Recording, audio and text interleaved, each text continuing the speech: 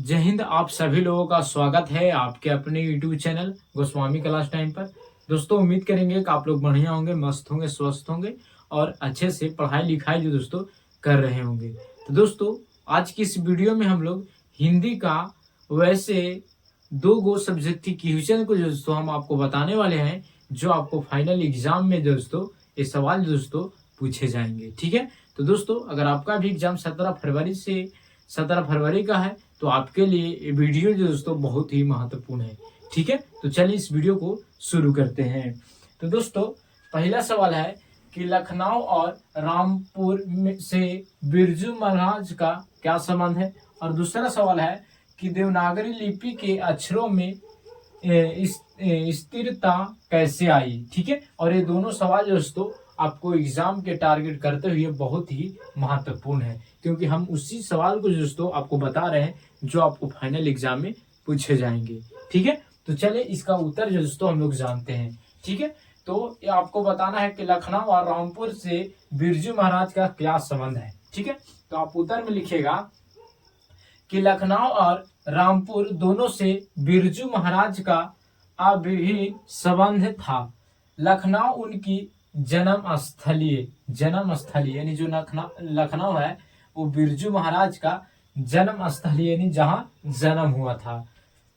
तो रामपुर उनकी बहनों की क्या है, जन्म स्थली है। यानी लखनऊ जो है बिरजू महाराज का दोस्तों जन्म स्थान है और रामपुर जो दोस्तों यानी बिरजू महाराज की जो बहन है उनका जन्म स्थल है।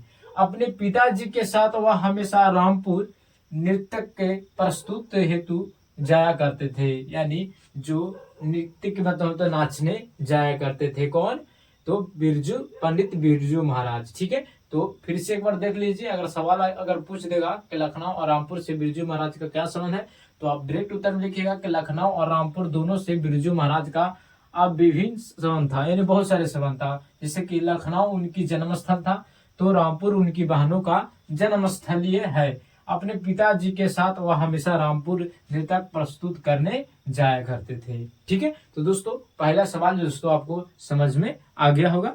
ठीक है, तो दोस्तों दूसरा सवाल है कि देवनागरी लिपि के अक्षरों में स्थिरता कैसा, यानी एक कैसे हुआ कि नहीं कोई, जैसे कि अगर नहीं स्थिरता आता तो कोई अगर मान लीजिए का लिखने के लिए तो इस प्रकार से लिखता, यानी बहुत प्रकार से लिखता। ठीक है, तो इसको स्थिरता आ गई कि नहीं, आपको वही करना है। ठीक है, तो चलिए उत्तर के माध्यम से हम लोग जानते हैं। तो आज से करीब दो सदी यानी 200 वर्ष पीछे पहले, ठीक है, कह रहा है कि आज से करीब 2 सदी पहले यानी पहली बार इस लिपि के टाइप बने और इस लिपि में पुस्तक छपने लगी, तब देवनागरी लिपि के अक्षरों में स्थिरता आई। यानी एक टाइप बनाया गया कि नहीं जो का होगा का इस प्रकार से होगा। तो देखे होंगे कि सारा जगह का यही होता है। अगर इस चीज में अगर आपको स्थिरता नहीं रहता तो लोग जैसे तैसे लिख देते नहीं, लेकिन क्या हुआ कि आज से करीब 200 सदी पहले